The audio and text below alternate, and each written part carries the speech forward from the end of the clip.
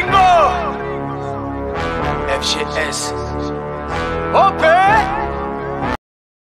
Yo, salut mes humains, c'est OP, j'espère que vous allez bien et bienvenue sur ma chaîne YouTube. Content de vous retrouver pour cette petite vidéo actualité Paris Saint-Germain. Mais avant toute chose, on s'abonne à la chaîne si ce n'est toujours pas fait. La petite clochette à côté, on clique dessus pour les notifications, le référencement et on est carré. Ça y est, on tient notre nouvelle recrue Vitinha qui arrive en provenance du FC Porto, les amis, pour 40 millions. Donc c'est une clause libératoire que Paris fait sauter. Le jeune a signé 5 ans, donc il sera parisien jusqu'en 2027, s'il va au bout de son contrat, s'il n'est pas vendu avant. Hein. Mais en tout cas, voilà, très content qu'il soit enfin là.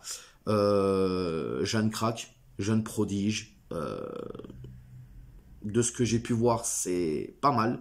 Je pense qu'il va se régaler. En tout cas, avec Verratti, si Verratti est en forme, on risque d'avoir du spectacle au milieu. Mais voilà, non, je suis très content. En plus, il a fait un effort. Il a parlé un petit peu français lors de sa présentation sur les différentes vidéos qu'on a pu voir circuler hier soir sur les réseaux sociaux. Donc, très content.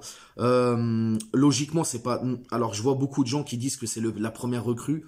J'aurais tendance à dire quand même que c'est Nuno Mendes, les amis, parce qu'il était en prêt. Donc là, il est officiellement parisien. Il appartenait au Sporting l'année dernière, il faut le savoir, pour ceux qui avaient peut-être oublié. Donc pour moi, la potentielle première recrue, ce serait plutôt Nuno Mendes. Mais en tout cas, voilà, Vitinha, il arrive. Très content, très content. Je vous invite à aller voir, hein, si vous n'avez toujours pas vu ce que ça donne. Il y a quelques vidéos qui sont sur YouTube. Et on voit un peu le potentiel du jeune. En tout cas, c'est super cool. Concernant Galtier, les amis. Donc Galtier, normalement, si tout se passe bien, la logique voudrait que ce soit officialisé aujourd'hui. Mais quoi qu'il en soit, il sera là à la reprise le 4 juillet, les gars. Donc Galtier avec son staff seront là. J'espère quand même que Pochettino, ça va être fait dans la journée. Hein, parce que ce serait bien. Même pour nous, pour avoir l'esprit tranquille. Mais bon, aujourd'hui, on va parler d'un sujet quand même un peu plus sérieux, qui divise vraiment. C'est le cas Presco. Voilà, Presnel Kimpembe, les gars. Il est arrivé au club, il avait quoi? 8 ans, 9 ans. Il devient pro en 2015, sous Laurent Blanc. Très attaché à lui, hein, je pense que la grande majorité des supporters, on est très attaché à lui. Maintenant, les gars, on sait que depuis avant-hier, voire hier même, c'est sorti. Campos l'a littéralement mis sur la liste des transferts et a fixé le prix à 50 millions. Donc voilà, ça c'est ce qui est dit, ce qui a été relayé par énormément de journalistes et de journaux liés au football. Que ce soit en France ou à l'étranger, d'ailleurs, il faut le préciser. Maintenant, Presco, moi, qu'est-ce que j'en pense de tout ça, les amis? Je l'ai souvent dit lors de mes lives ou lors de certaines de mes vidéos où on abordait le sujet de Presco, que c'est un bon défenseur. Il est dur sur l'homme, il se projette vers l'avant, je trouve, un peu plus ces derniers mois et surtout années. Il cherche toujours la passe.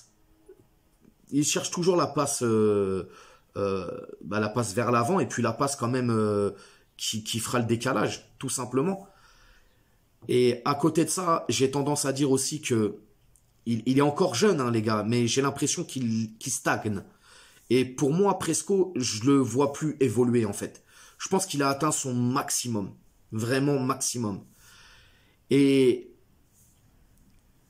si aujourd'hui il en est là où il est, avec la direction parisienne, et on sait qu'il y a un froid, on sait que c'est compliqué. D'ailleurs, hier, il me semble qu'il y a un de ses potes qui a mis une story où il disait que Campos leur cassait les couilles. Ouais, mais Campos, il est là pour bosser, les gars. Et à un moment donné, il faut le comprendre, ça.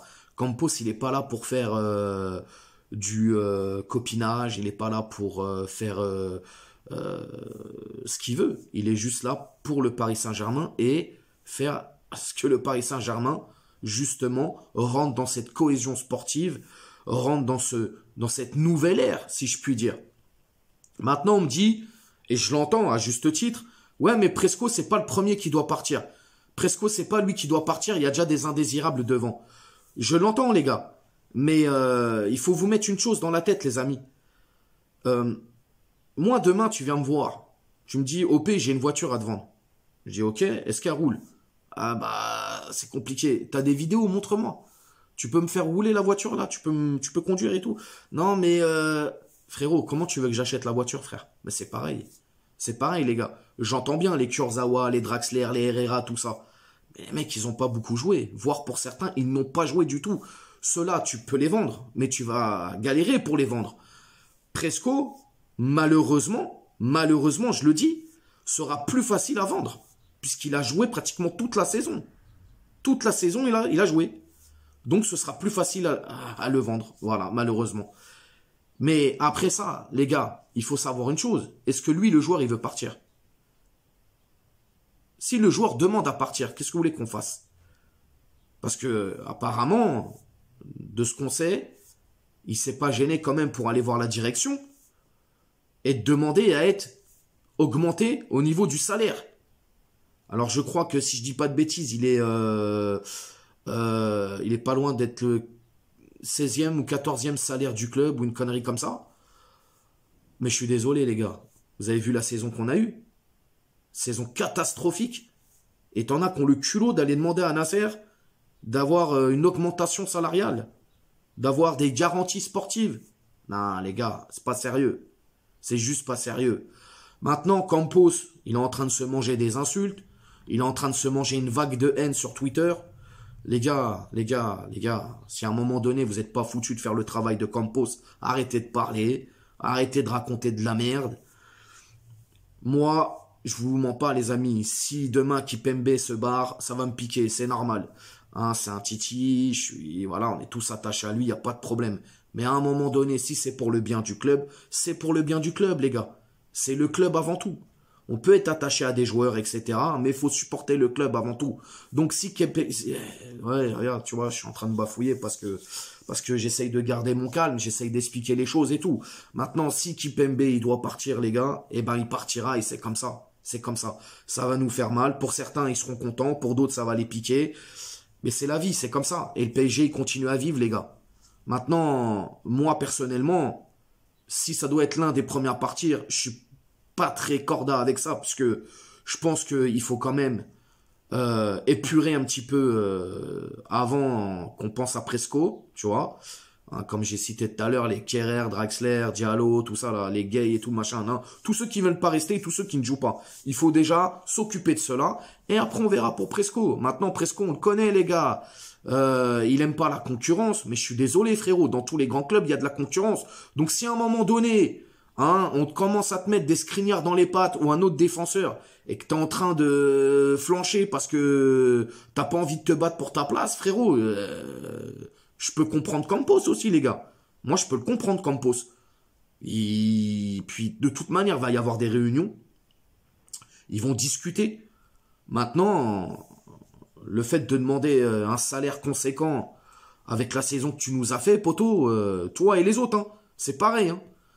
Non, c'est culotté. Tu vois, s'il avait attendu un petit peu et qu'il serait venu dans les semaines ou les mois à venir là, pour demander justement de discuter avec le club via son salaire, etc., bon, tranquille. Mais là, frérot, on vient de terminer une saison catastrophique et boum, tu commences à mettre la pression au club. Non, c'est pas comme ça. C'est pas comme ça. Je pense que là, t'as fait preuve d'immaturité déjà et t'as fait preuve aussi ça a été maladroit. Je pense que, ouais, t'as été hyper maladroit en faisant ça. Et ça n'a pas du tout plu, à mon avis, à Nasser, à l'émir, etc. Donc voilà, maintenant, Campos, qui est dans ses nouvelles fonctions, il fait juste son travail. Donc si Kipembe, il envoie des signaux un peu où il fait comprendre que, ouais, moi, le club, moi, nanana, il veut faire son voyou, je sais pas quoi, eh ben voilà, Campos, il lui fait comprendre que, poto, personne n'est irremplaçable.